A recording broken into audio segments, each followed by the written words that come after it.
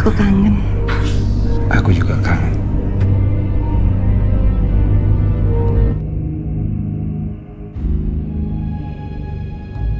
Berlatar di jalanan kompleks sebuah perum, kisah dimulai dengan memperlihatkan seorang gadis bernama Tiara yang malam itu habis pulang kerja.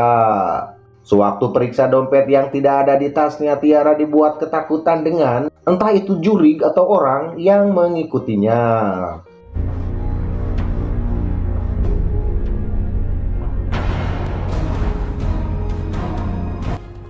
Tiara kemudian menelepon pacarnya Wandi untuk minta pertolongan dan...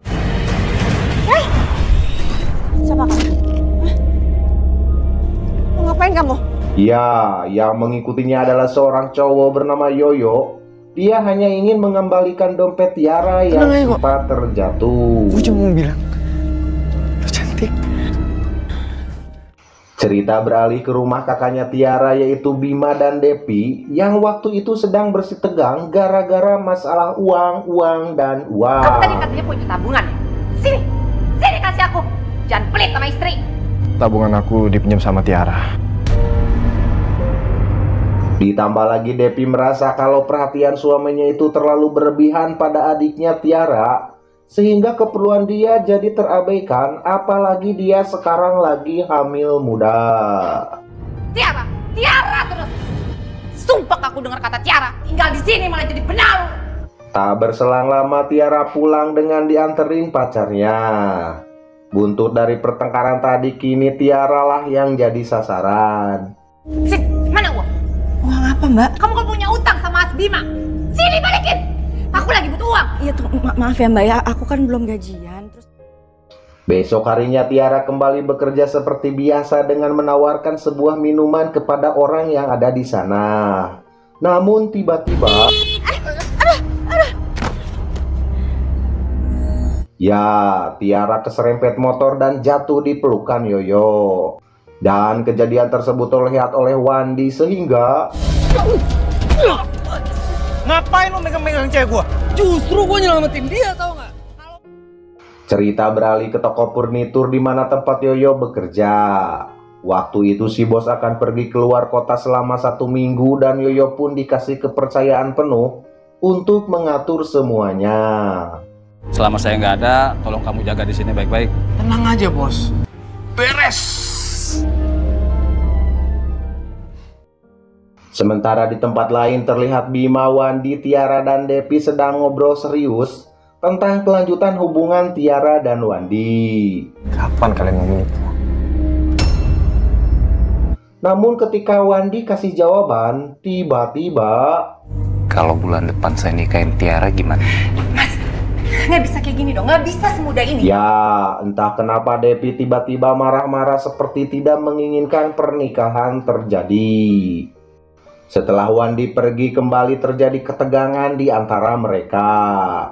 Dan yang lebih anehnya lagi, Depi tidak merestui hubungan Tiara dengan Wandi. Aku nggak akan kasih restu sama kamu. Kenapa?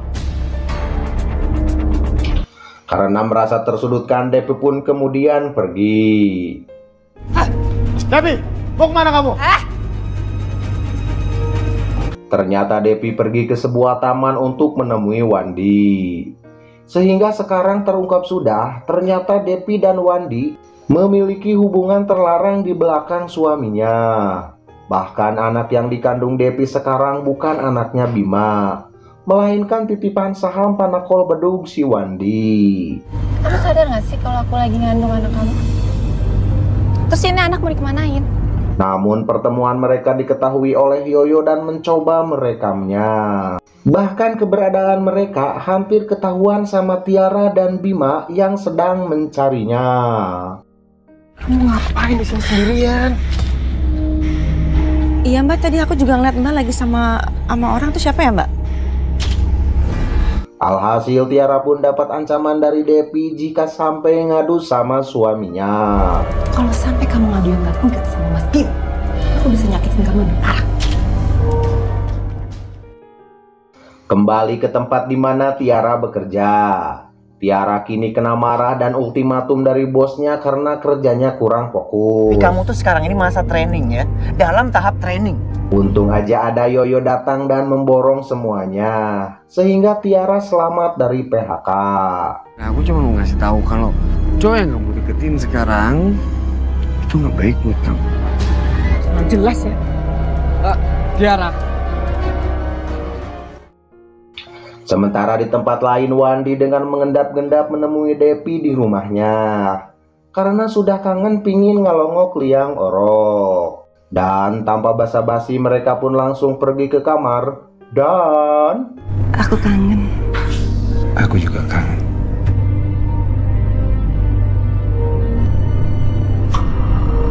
Maknyos bosku, maknyos. Jus. Ajib. Namun pesta singkong bakar di dalam liang oroknya terganggu dengan kedatangan Tiara yang pulang cepat. Sehingga membuat Depi panik dan hampir ketahuan. Apalagi Tiara melihat seseorang keluar dari jendela. Tadi siapa mbak tadi kok kayak ada yang keluar dari jendela? Ya, itu kamu salah lihat, nyari siapa? Ini punya siapa mbak? Tak mau kalau kejadian ini sampai ke telinga suaminya, Depi pun kemudian menyiksa Tiara dan mengancamnya. Jika hal ini sampai ke Bima, maka Tiara akan merasakan akibat yang lebih sakit dari ini. Kalau kamu sampai ngadu sama Mas Bima, sampai dengan kamu. Ngerti kan? Tak kuat dengan kelakuan kakak iparnya, Tiara kemudian mendesak Wandi untuk segera melamarnya, biar segera bisa keluar dari rumah tersebut. Minggu depan ya, aku lamar kamu. Rencana tersebut ternyata didengar oleh Yoyo dan dengan berbagai cara dia pun akan berusaha untuk menggagalkan semua itu. Gue harus bisa-bisain Tiara sama Wandi. Dan benar saja besok paginya Yoyo tiba-tiba datang dengan membawa souvenir untuk melamar Tiara. Mau apa kamu sini? Saya datang ke sini mau ngelamar Tiara. Namun lamaran tersebut ditolak mentah-mentah oleh Bima dan mengusir Yoyo dari sana. Lamaran kamu saya tolak.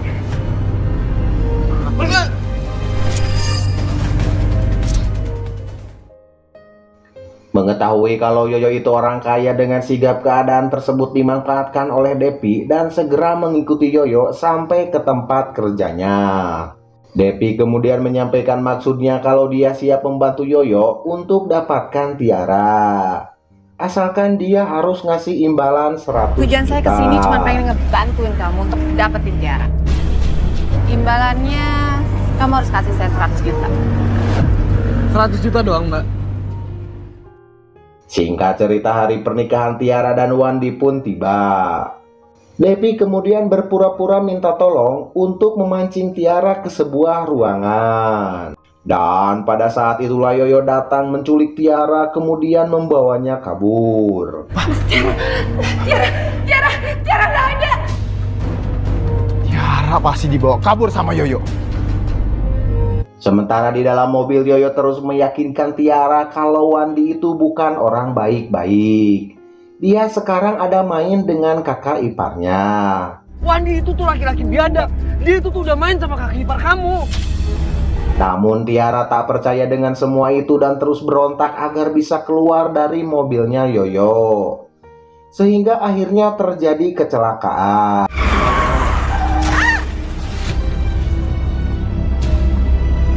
Akibat kecelakaan tersebut, Tiara pun masuk rumah sakit. Penasaran dengan apa yang dibicarakan Yoyo, Tiara pun coba selidiki kebenaran informasi tersebut. Dan Bawaan bayi deh. Aku pengen manja-manja sama kamu. Dia lagi pengen deket sama papanya. ya, akhirnya perselingkuhan Depi dan Wandi pun terbongkar sudah.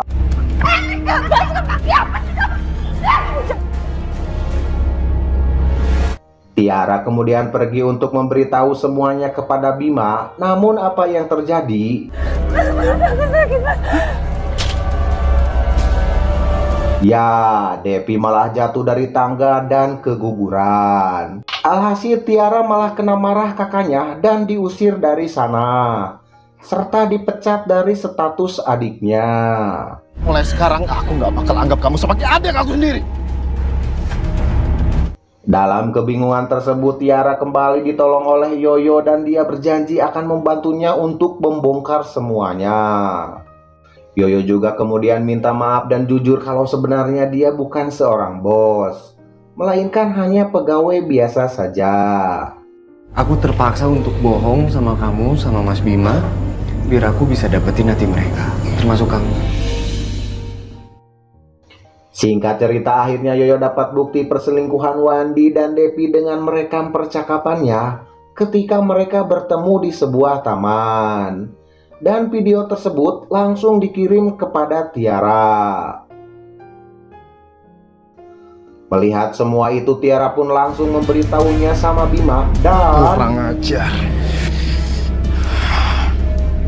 Kok Tiara ada di sini, Mas? Ya, akhirnya Depi pun disiksa abis-abisan sama Bima dan sempat kabur sehingga tertabrak mobilnya Wandi. Semua.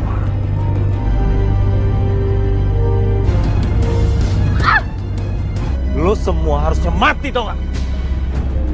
Dan di akhir cerita terungkap fakta lain yang bikin kaget semuanya.